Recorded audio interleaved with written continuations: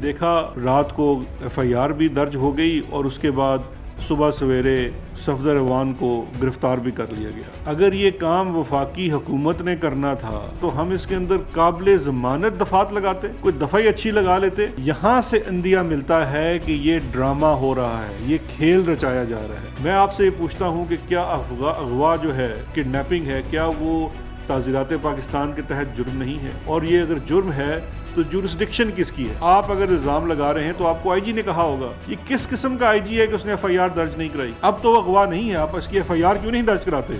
वफाक जो है वो सूबे पर हमलावर हुआ और बदनसीबी की बात यह है कि इस सारे वाक़े की FIR भी IG साहब दर्ज कराने से कासिर हैं।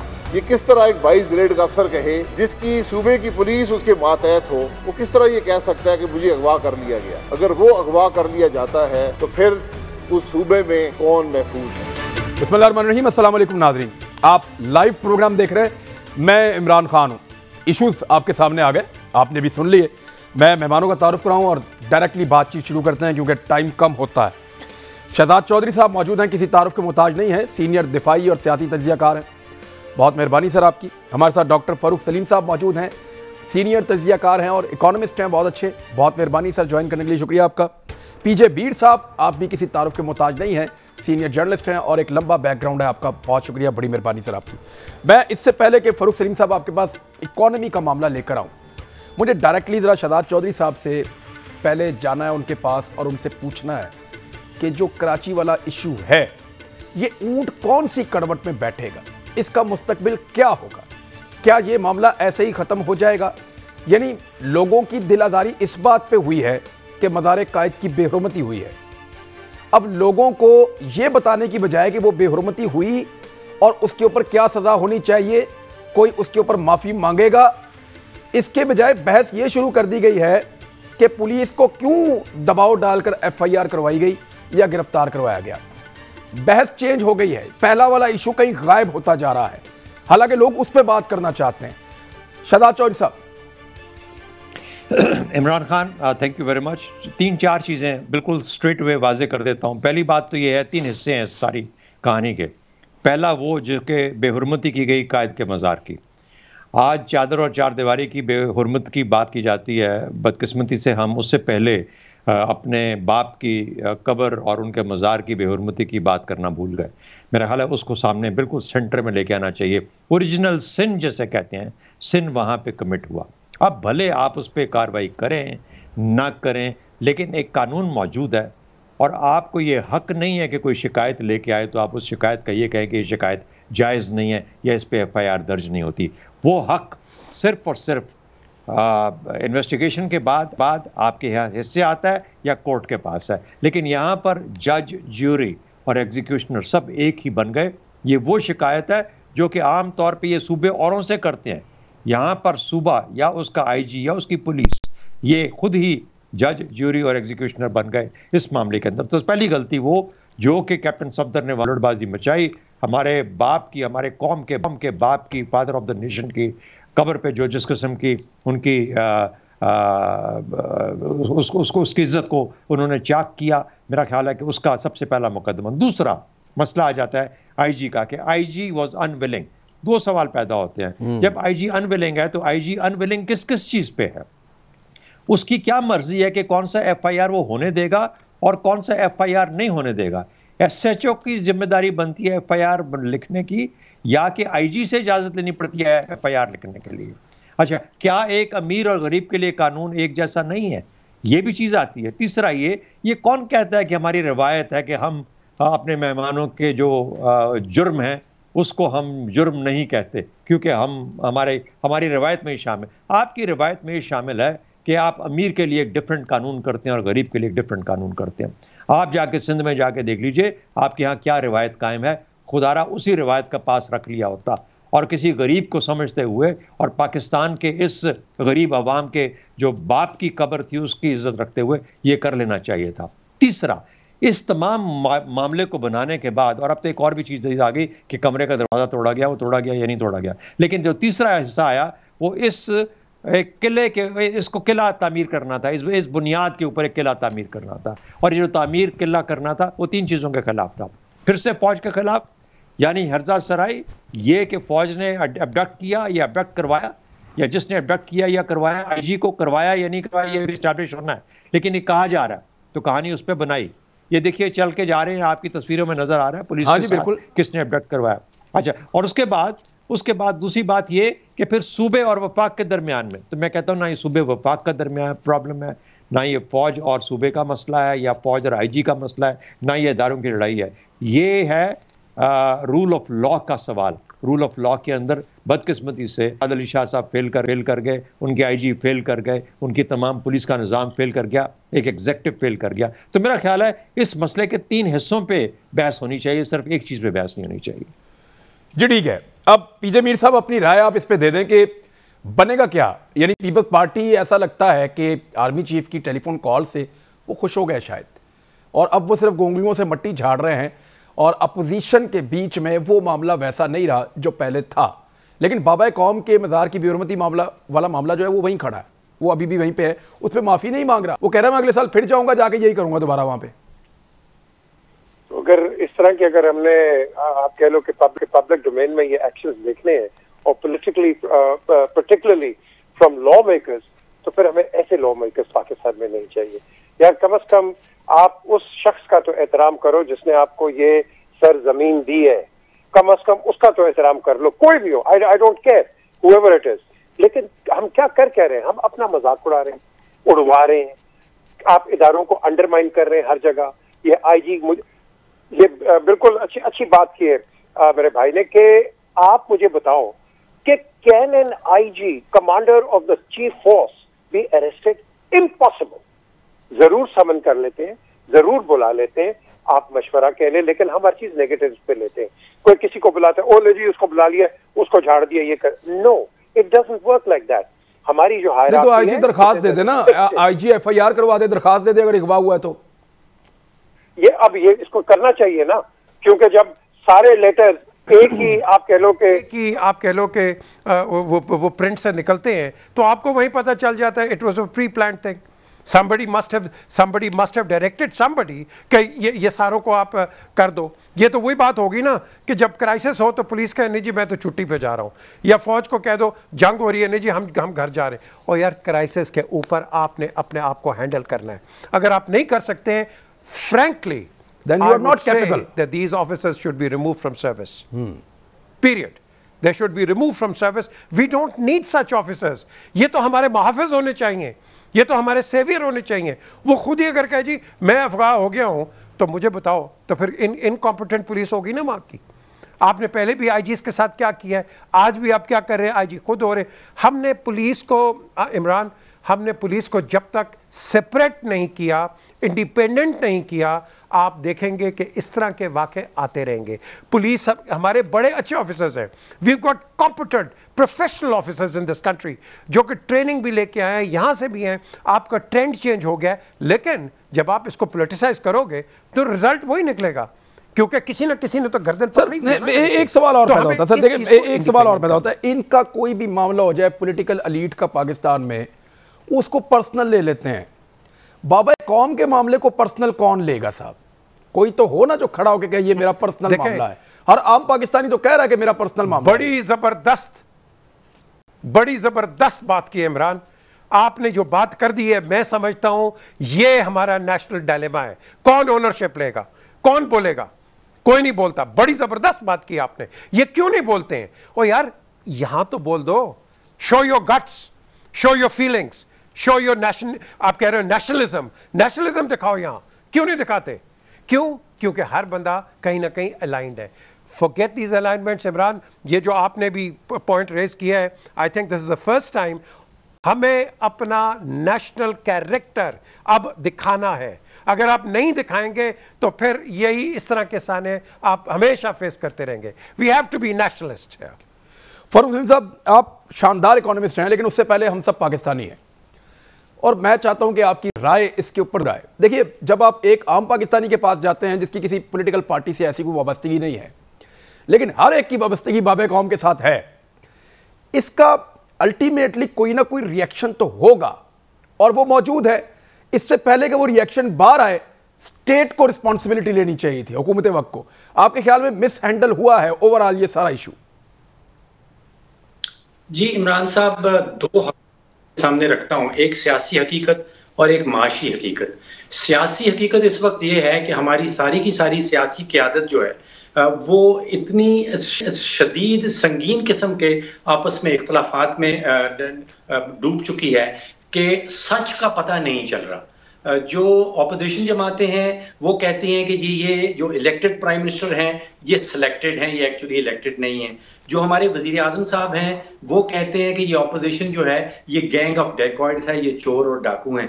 देखिए, जब इतनी संगीन किस्म की पोलराइजेशन किसी मुल्क में हो जाए तो उस मुल्क में रहने वाले जो हैं उनका फ्यूचर जो है, माशी फ्यूचर जो है वो खराब हो जाता है। अब आप देख लीजिए, जिसका मैंने माशी हकीकत का जिक्र किया था, पिछले 2 सालों में 7 करोड़ पाकिस्तानी जो शरह गुर्बत से नीचे रह रहे थे आज 9 करोड़ हैं। अब मुझे ये बताइए कि सितंबर का महीना हमने पूरा गुजार दिया कि chief of the army staff से कौन मिलने गया था, क्या उन्होंने मरियम नवाज साहिबा के मुतालिक बात की थी, कितने घंटे वो मिले थे।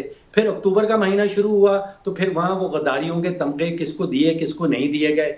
अब ये अक्टूबर का दूसरा तीसरा हफ्ता शुरू हो रहा है और यहाँ पे हम बैठे हैं कि कैप्टन सफदर साहब की FIR कटी या नहीं कटी। वो जो 9 करोड़ पाकिस्तानी शराय गुर्बत से नीचे रह रहे हैं उनके लिए आटे की कीमत, उनके लिए चीनी की कीमत, उनके लिए बिजली की कीमत, और फिर कहीं चौथे पांचवें छठे तरजीह जो है वो ये आती है कि जी सियासत में क्या हो रहा है।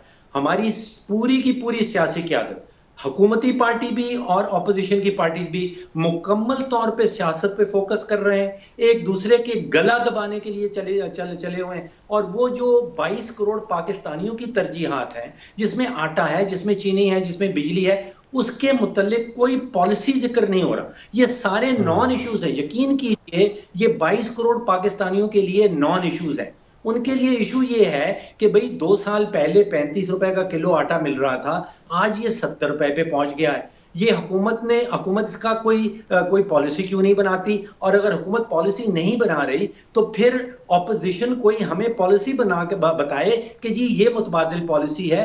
They should hold the government accountable. Parliamentary जमहूरियत में यही तो उसका हुस्न है कि हुकूमती पार्टी ने पॉलिसीज बनानी है।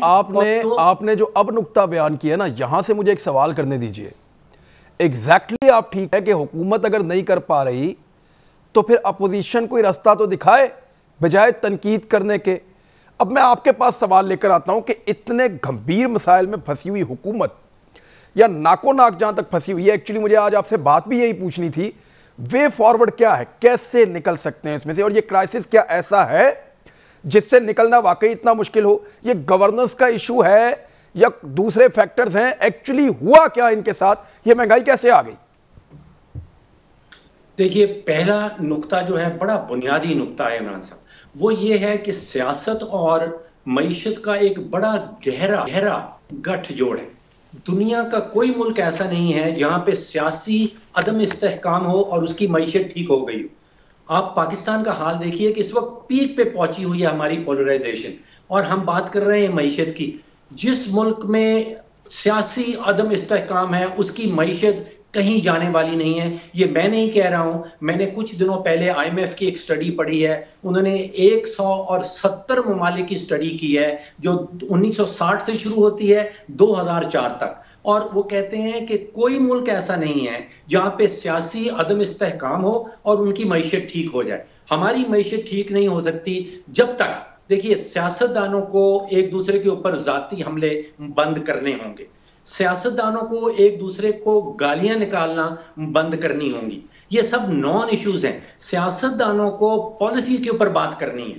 जब वो पॉलिसी के ऊपर बात नहीं करते, दोनों तरफ फेल हो रही।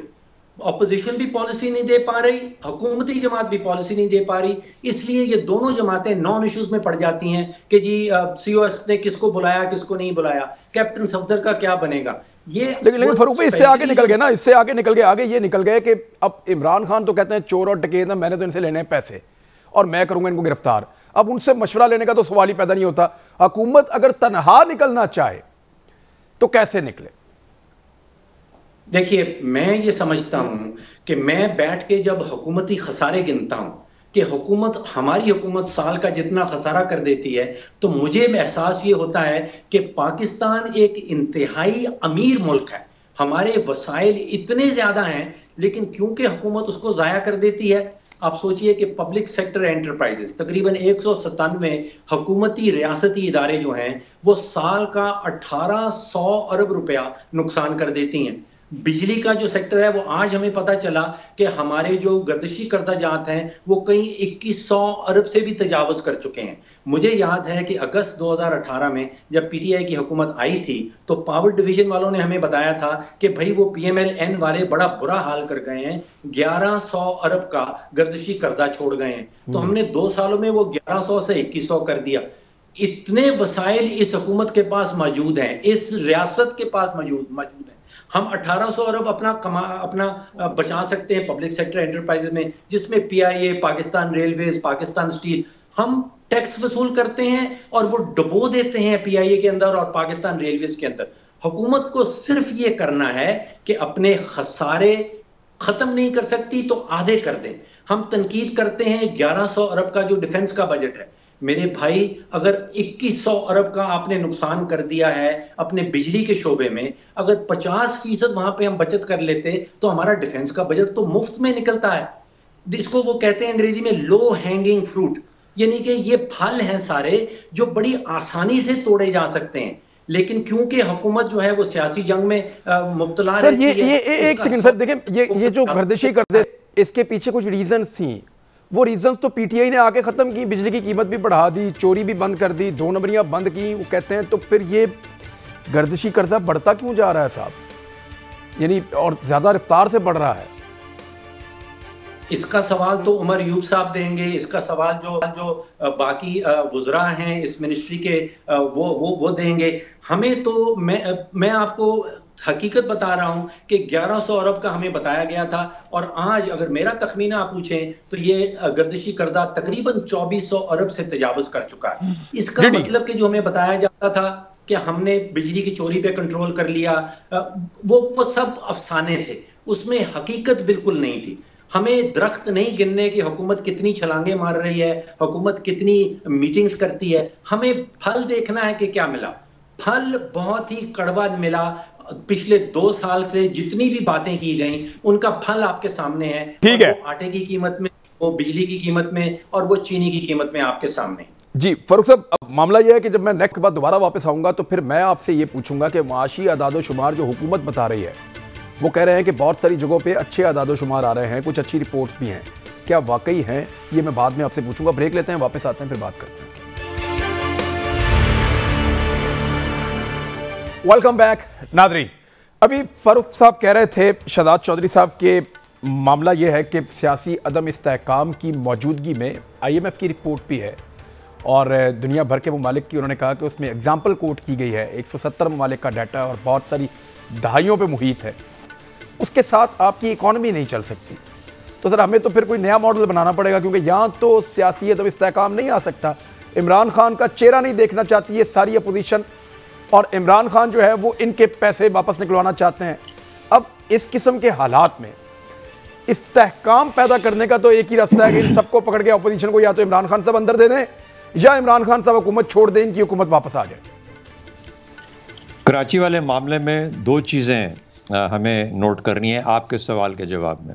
जी, एक तो ये कि कंप्लेन रेज हुई ये मज़ार कायद के बारे में, उसके ऊपर एक्शन लिया गया या नहीं लिया गया, लेकिन उससे बढ़ के फिर जब कोई वो वाला मामला होता है जहाँ पर के वफाक या वफाकी इदारे या वफाकी नुमाइंदे जिनमें वहाँ के वुज़रा भी शामिल हैं, और वो वुज़रा जो कराची से बहुत बड़ी मेजॉरिटी लेके PTI के आए हैं, उनमें कुछ MNAs भी शामिल हैं, जब वो इस चीज़ में शामिल हो जाते हैं तो चाहे रावलपिंडी को पता हो या ना हो, इस्लामाबाद को पता हो या ना हो, लेकिन वहाँ पर कराची में लोकली इन तमाम वफाक के नुमाइंदों का जो इकट्ठ है, जो आपस में मेल है और होना चाहिए, वहाँ पे MNAs हैं, बाकी लोग हैं, वो फिर एक तरह से ऐसा मोमेंटम बिल्ड करते हैं सारी चीज़ के ख़िलाफ़, जहाँ पर वो भी एक पार्टी बन जाते हैं सारी चीज़ की। एक कसूर ऐसा था जिसपे हम और आज आप बैठ के मातम करते और ये कहते हैं कि मज़ार कायद पे जो बेरहमती हुई उसका किसी ने नोटिस नहीं लिया। पहली बात तो हम ये कर सकते थे। नहीं तो क्या प्राइम मिनिस्टर को, सर एक सेकंड, क्या प्राइम मिनिस्टर को मज़ार कायद पे अब जाना नहीं चाहिए? जाएं, जेस्चर ले। बात सुन लेना। नहीं, बात कुछ और कर रहा हूँ। अच्छा, दूसरी बात, हम उसका मातम करते और मैं आप अच्छे लगते आज बात करते हुए। दूसरी बात हम ये करते, हम ये कहते कि गो के ये मामला पुलिस के पास गया, आईजी साहब के पास गया, चीफ मिनिस्टर के पास गया, लेकिन उनमें से किसी ने इसके ऊपर कोई एक्शन नहीं लिया। आज वो कटहरे में ठहराए जाते। आज दोनों तरफ से एक दूसरे पे हमले हो रहे हैं। अच्छा, तो कई दफ़ा एक साइड जिसको कैसे मामला से अपने आप को दूर रखना हो, ख़ास तौर पे जिसकी मईशत भी बिल्कुल बैठी जा रही हो, जिसको ये पता हो कि मुझे इस तरह से अपने आप को उलझाना नहीं है, मुझे वो स्पेस नहीं देनी जहाँ पर कि मुझे और चीज़ों में उलझा लिया जाएगा, और मेरा फोकस डिलीवरी पे होना चाहिए, मेरा फोकस उन कामों पे होना चाहिए जिसका जिक्र डॉक्टर फारूक ने इशारा दिया जिन चीज़ों की तरफ। लेकिन वहाँ काम नहीं है, आप यहाँ पे सारा जोर लगा रहे हैं, तो वो स्पेस निकल आती है जिसमें फिर बाकी लोग आपको इन फरोई चीज़ों में उलझा लेते हैं। गवर्नेंस का जब आप हुकूमत में होते हैं तो लोगों को सुकून और आराम पहुँचाना है, उनको और तकलीफ में डालना नहीं है, उनकी तकलीफ़ों का मदावा करना है, उनकी तकलीफ़ों को कंटिन्यूटी नहीं होनी चाहिए। लेकिन ये वो हुकूमत करती है जो वो ना कर सके और इस किस्म के मसाइल में उलझा ले, उसके अंदर वो खुद भी उलझती है और बाकियों को भी ख़राब करती है जो कि वफाक के साथ कनेक्टेड होते हैं। जी ठीक है, पीजे मीर साहब, इसी पे सियासी अदम इस्तेहकाम अब वो रहेगा अगर ये अपोजिशन रहती है और इसके पास, अपोजिशन के पास ऐसा ही फ्री हैंड होता है कि जो दिल करे वो करें और जैसे मर्जी जलसे करें, चाहे फौज को बुरा कहें, चाहे अदलिया को बुरा कहें, और मियाँ साहब भी बाहर से जो दिल करे करें, और जिस चीज़ के ऊपर केस हैं उसको अंदर डालने से हुकूमत इसलिए डरे कि पॉलिटिकल विक्टिमाइजेशन का एक तासर उभरेगा। तो जब ये अपोजिशन होगी और ये वाली हुकूमत होगी जो अपने बंदों को बचा के सिर्फ अपोजिशन के बंदों को अंदर देना चाहती है, तो फिर सर इस्तेहकाम तो पैदा नहीं होगा। रास्ता क्या है? देखें, ये जो ट्रेडिशन है ये बहुत पुरानी ट्रेडिशन है जो चली आ रही है। आपने देखा है कि कोई काम करता भी है या पिछलों ने किया है तो अगले उसको एक्सेप्ट नहीं करते हैं, उनके नेगेटिव्स लेके आ जाते हैं। जो अच्छा करता है उसको हम क्रेडिट देने की हमारे में वो सकत ही नहीं है। हम हर चीज़ जो है I want to do it but you can't do it, ना हम करेंगे ना करने देंगे, ये हमारा एक नेशनल कैरेक्टर है। अभी फारूक साहब ने और शहजाद साहब ने एक बड़ी अच्छी बात की। देखें, ये प्रॉब्लम्स हमारे पास इनहेरेंट है, but what is the real problem? The real problem is the managerial problem in this country. यहां आपके managers are incompetent because they don't want to work. जब ये काम नहीं करेंगे, इनकॉम्पिटेंट होंगे, they not qualified to do that job. और यही वजह है कि आपकी ब्यूरोक्रेसी भी कई तरफ नहीं चलती है। आपका एक सेक्रेटरी एग्रीकल्चर है, उसको कल आप लगा देते हैं सेक्रेटरी ट्रेड एंड कॉमर्स, फिर उसको हटा के एजुकेशन पे ले आते हो। भाई उसकी स्पेशलिटी क्या है? आप वो लोग रखो कि जो कि क्वालिफाइड हैं and they know what's going on. आप डॉक्टर्स को वो रखो, उसको हेल्थ मिनिस्ट्री दे दो जो क्वालिफाइड डॉक्टर है, या कोई एजुकेशनिस्ट है उसको वो दे दो। हमने देना है अपने वोटर को। जो मेरा एक वोटर है उसको मैंने वजीर बनाना है। और यही हमारी एक ट्रेडिशन चलती आ रही है जिसको हमें रोकना है। हमें कॉम्पिटेंट लोग लेके आने हैं, और जब तक इमरान ये नहीं लाएंगे ये बहस उलझती रहेगी। और आप देखो कि हम कहते हैं ना इदारों के, ये दोनों भाइयों ने यही बात की है कि ये हम कर सकते हैं, क्यों नहीं करते हैं? क्योंकि हम इनकॉम्पिटेंट। एक आ गया उसने कहा जी मैं 10 वोट या 15 वोट दूंगा, उसको आप चेयरमैन लगा देते हो। कहा, और भाई वो केपेबल ही नहीं है चेयरमैन का या एमडी का, and unqualified and illiterate person for that job, तो उसने इदारे को तो नीचे लेके जाना है ना। व्हाई इज इट हम पीआई की बात करते हैं, प्राइवेट एयरलाइन वो फ्लरिश कर रही है, पीआई नीचे जा रही है। क्यों? बिल्कुल ठीक है। दाखिलत स्टील मिल्स का भी यही हुआ, स्टील मिल्स का भी यही हाल हुआ। आप नेशनल बैंक का हाल देख लो, आप पीटीसीएल का हाल देख लो। आई मीन आपके पास इदारे बड़े जबरदस्त पड़े हैं, but all we lack is management. हमारी मिसमैनेजमेंट इतनी गंदी है। आप कहीं भी चले जाएं, जब तक आप 3 दफा एक आदमी को नहीं कहेंगे वो आपका काम ही नहीं होगा। What does that mean? आप इदारे को ग्रेजुअली, कॉर्पोरेट सेक्टर को आप नीचे लेके आ रहे हो, क्योंकि लोगों के अंदर वो विल ही नहीं है। पुलिस की बात कर लो, ये जितने भी मोस्टली लोग आए हैं, you really think they will give your lives for you? Of course not. इनकी तनख्वाहें देख लो, क्या तनख्वाह है इनकी। आपका एजुकेशन सिस्टम देख लो, आप उसकी टीचर की, प्रोफेसर की क्या तनख्वाह रखी आपने? You think they will produce leaders? No, वो तो बेचारे अपना कॉलेज स्कूल छोड़ के जाके प्राइवेट ट्यूशंस करके अपने मींस बच्चों का पेट पाल रहे हैं। तो हम जब तक अपने आप को बिल्कुल ठीक तो है। जब तक हम इसको ठीक नहीं करेंगे तो आप नहीं आगे बढ़ सकते। ये है हमारा बेसिक कैंसर। ठीक है, मैं डॉक्टर फरूख सलीम साहब कुछ चीजें आपके सामने रखता हूं। हुकूमत का ये दावा है, वो इकोनॉमी में इसको अपनी जीत करार दे रहे हैं, सारी नहीं लेकिन कुछ चीजें। करंट अकाउंट सरप्लस, वो कह रहे हैं प्राइमरी ये जो बजट है ये सरप्लस है। LSM ग्रोथ कर रहा है, स्टॉक मार्केट ग्रोथ कर रही है, और रुपया जो है वो बेहतर हुआ है पिछले 1-2 हफ्तों के अंदर, कुछ थोड़ा बहुत रिजर्व बढ़ रहे हैं, कर्जे कम हो रहे हैं, जो लेने की रफ्तार थी वो कह रहे हैं कम हो रही है, रेवेन्यू बढ़ चुका है, और कंस्ट्रक्शन बूम आ गया पाकिस्तान में, एक्सपोर्ट्स पाकिस्तान की बढ़ रही हैं, और फॉरेन रेमिटेंस जो है वो भी बढ़ रही हैं। आप इत्तेफाक करते हैं इस डाटा से? देखिए, आपने एटलीस्ट 3 चीज़ें जो कही हैं वो हकीकत पे मबनी है। जो सरप्लस है, जो खसारा हम किया करते थे अपने बैरूनी तजारत के हवाले से, वो सरप्लस हो गया है, इसमें कोई शक की बात नहीं है। सीमेंट इंडस्ट्री जो है वो फुल प्रोडक्शन में जा रही है, कंस्ट्रक्शन इंडस्ट्री में एक बूम सा नज़र आ रहा है, इसमें भी कोई शक नहीं है। लेकिन मामला कुछ ऐसा है कि ये 2 या 3 इशारिया देख के आप इसका नतीजा ये नहीं निकाल सकते कि हमारी मईशत जो है वो सीधी सिमत में निकल गई है। देखिए, वज़ीर आज़म साहब ने जो ट्वीट किया जिसका हर जगह जिक्र हो रहा है, उसमें 2 चीज़ें उन्होंने कही। उन्होंने पहले तो हकीकत पे मबनी कहा कि हमारा जो करंट अकाउंट का खसारा था वो सरप्लस हो गया, वाकई में हो गया। दूसरा उन्होंने कहा कि बहुत बड़ी खुशखबरी है।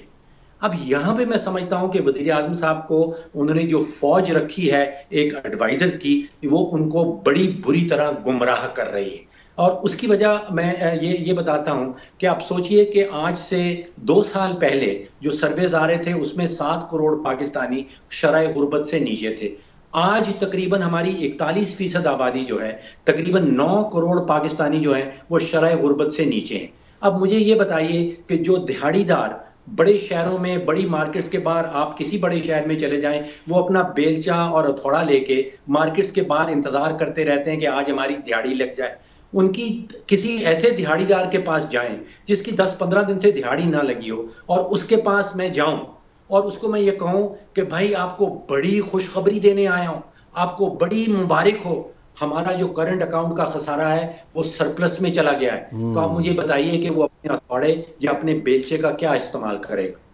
देखिए, वो 9 करोड़ पाकिस्तानियों की, ये मईशत दानों की बहस को छोड़ दीजिए, आप 22 करोड़ पाकिस्तानियों की बहस की सुनिए। वो ये कहते हैं कि भाई आटे की कीमत जो 35 थी 75 पे चली गई, इसको नीचे कब लाओगे? देखिए, हमारे यहाँ महंगाई इमीडिएट रिलीफ। अच्छा, वैसे फरूख सलीम साहब, मुझे आप बताएं कि आप तो देखें ना, आप तो जानते हैं कि इकोनॉमी की हालत क्या है और किस जगह पे बेटर पे है या उससे निकल गई है, ये आप बेहतर जानते हैं हम सबसे। हम तीनों लोग जो मौजूद हैं यहाँ पे, आप हम सबसे बेहतर जानते हैं। मुझे ये बताइए कि मौजूदा इकोनॉमी के साथ हुकूमत कीमतें नीचे लाने और आम आदमी को रिलीफ देने की पोजीशन में है? कोई ऐसा रास्ता निकल सकता है? इमरान साहब, सबसे पहली बात यह है कि आपको कोई मईशत दान नहीं चाहिए आपको आके बताए कि आपकी मईशत का हाल अच्छा है या बुरा है। जो पाकिस्तानी बाजार जाता है, अंडे खरीदता है, मटर खरीदता है, टमाटर खरीदता है, बिजली का बिल देता है, उसको पता है। मैं यहाँ बैठ के आपको लेक्चर देना शुरू कर दूं कि आज हमारी इकोनॉमी जो है वो बस अमेरिका के मुकाबले में चलने वाली है, या मैं आपको ये कहना शुरू कर दूं कि इकोनॉमी नोज डाइव कर गई, मुझे आपको बताने की जरूरत नहीं है। आपको ये पता है कि इकोनॉमी, आपकी जाती इकोनॉमी कैसी जा रही है। अब आपका सवाल जो है कि क्या फ्यूचर में हुकूमत इस पोजीशन में है कि वो कोई रिलीफ दे सके? देखिए, 2 साल पहले जो मजमूई तकालीफ थी एक आम पाकिस्तानी के ऊपर, उससे ज्यादा तकालीफ बहुत ज्यादा बढ़ गई हैं। अगले साल की जो पेशेन गोइयां आ रही हैं, जो आलमी इदारे कर रहे हैं, हमारा ग्रोथ रेट जो है वो 1% से ऊपर जाने वाला नहीं है, जिसका मतलब ये है कि तकरीबन 12 से 15 लाख इजाफी बेरोजगारियां होंगी इस मुल्क के अंदर। जब तक हम 6-7% की ग्रोथ पे नहीं पहुंचते, जो मजीद लोग लेबर फोर्स वर्कफोर्स में ऐड हो रहे हैं, उनको नौकरियां मिलने वाली नहीं है। इस वक्त तकरीबन 1.5 करोड़ पाकिस्तानी ऐसा है जो बेरोजगार बैठा है। अब मुझे बताएं कि मैं उसके पास जाके क्या उसको ये खुशखबरी दे सकता हूं कि भाई कंस्ट्रक्शन इंडस्ट्री जो है वो बड़ी बूम कर रही है, भाई हमारा मूडीज ने हमारी रेटिंग बेहतर कर दी। फारूक भाई एक ब्रेक लेनी है, मुझे एक ब्रेक लेनी है। आप बात कंटिन्यू कीजिएगा, लेकिन मुझे ब्रेक के बाद आप ये बता दीजिएगा कि क्या ये हुकूमत इस वक्त रिलीफ दे सकती है या नहीं दे सकती। ब्रेक लें, वापस आ।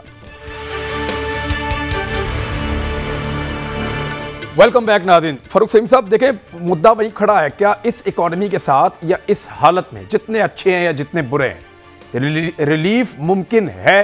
बस यहां से सर क्विकली बता दें हमें आप। देखिए, रिलीफ के लिए दो रिक्वायरमेंट्स हैं उसकी, एक सियासी नीयत और दूसरी काबिलियत।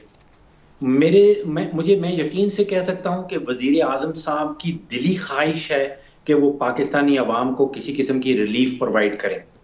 यहाँ पे शदीद और संगीन किस्म का फुकदान है काबिलियत का, और काबिलियत की एग्जाम्पल्स आप अभी रिसेंट तारीख में देख लीजिए कि कुछ ही महीने पहले हमने सस्ती चीनी एक्सपोर्ट कर डाली, उसके ऊपर सब्सिडी भी दी गई, फिर महंगी चीनी इंपोर्ट करने के लिए तैयार है।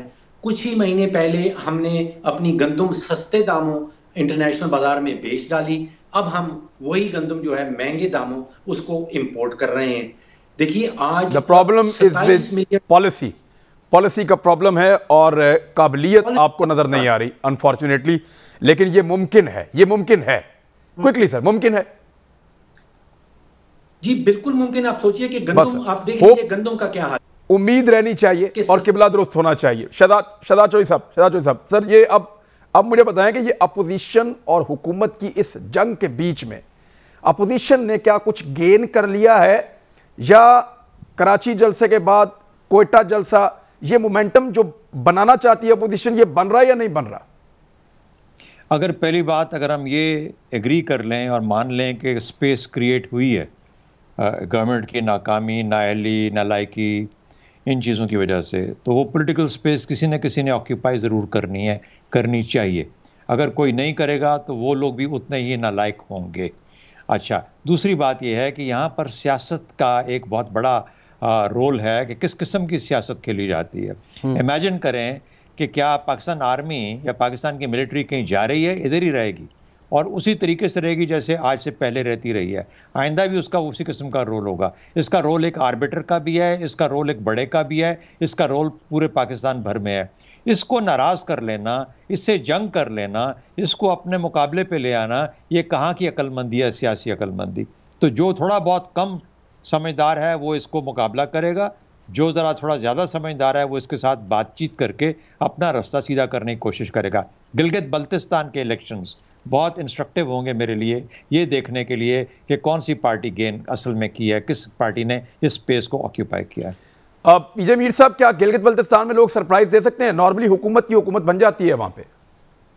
वैसे इस वक्त मुकाबला पीटीआई और पीपल्स पार्टी का लग रहा है। इस तरह कोई नहीं है, ऐसी कोई बात नहीं है। अगर तो आप कह लो कि फॉरेन इंटरवेंशन कहीं ना कहीं से हो जाए तो वो एक अलग बात है। आपको पता है गेम प्लेयर वहाँ कौन है जो करने की बड़ी कोशिश कर रहा है, ऐसी कोई बात नहीं है। बट कमिंग, जो आपने पूरे प्रोग्राम के अंदर फारूक साहब ने भी, शहजाद साहब ने भी बात की है, बेसिक जो आंसर है कि जब तक आपके मुल्क के अंदर मार्केट रेगुलेटर्स नहीं आएंगे, कंज्यूमर प्रोटेक्शन नहीं होगी, ट्रेडिंग स्टैंडर्ड्स आप नहीं रखेंगे, आप कुछ भी नहीं कर सकते। आज आप देखें लंदन के अंदर दूध महंगा हो गया, ये चीनी महंगा हो गई है, अंडे महंगा हो गए, हर चीज़ें बेसिक महंगी हो गई, लेकिन सब चुप है, कोई चू नहीं हुई। क्यों? मार्केट रेगुलेटेड है। हम यहाँ क्या है कि एक जगह ये चीजें पॉलिटिसाइज नहीं होती बल्कि ऑर्गेनाइज्ड रहती हैं। यू आर राइट सर, ठीक कह रहे हैं आप। इसके ऊपर और डिबेट करेंगे इंशाल्लाह आइंदा। वक्त खत्म हो गया अनफॉर्चुनेटली। अपना ख्याल रखिएगा। अल्लाह हाफ़िज़।